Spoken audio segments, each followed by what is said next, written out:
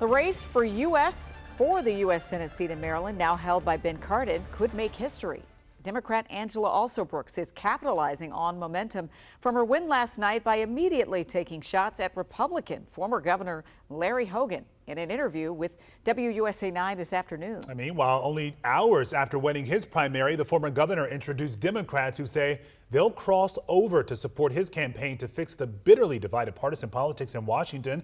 And at the center of that divide, abortion rights. Our Scott Broom is live in Maryland tonight with more on what happened today and what's ahead. A lot of talk about this race. There sure is, and I tell you, it didn't take long for it to shape up, just a matter of hours. The abortion issue, an immediate attack line this afternoon by Angela Alsobrooks here in Largo as she went one-on-one with Larry Miller a short time ago. Larry Hogan has a record. We know, for example, that he is not pro-choice, that he vetoed really important abortion care legislation that would have expanded abortion care in the state of Maryland.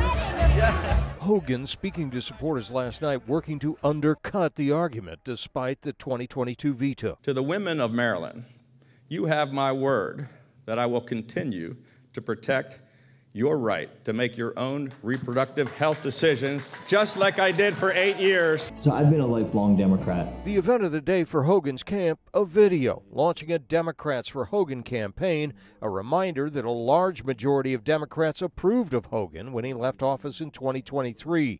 And on social media today, Hogan criticizing Governor Wes Moore for this. Tonight, we won the battle. Tomorrow, we wage the war. Politics shouldn't be about total war. That's why Washington is so broken. Hogan posted on Facebook today a play on his independent campaign theme. I will stand up to the current president, the former president, to the Democratic Party or the Republican Party.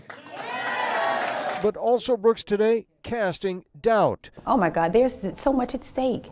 And I think everyone sees it. We're talking now about the balance of power in the Senate and whether or not we would allow a party led by Donald Trump, whether we would hand over power to a party led by Donald Trump. And I know that all of us recognize what's at stake if that should happen.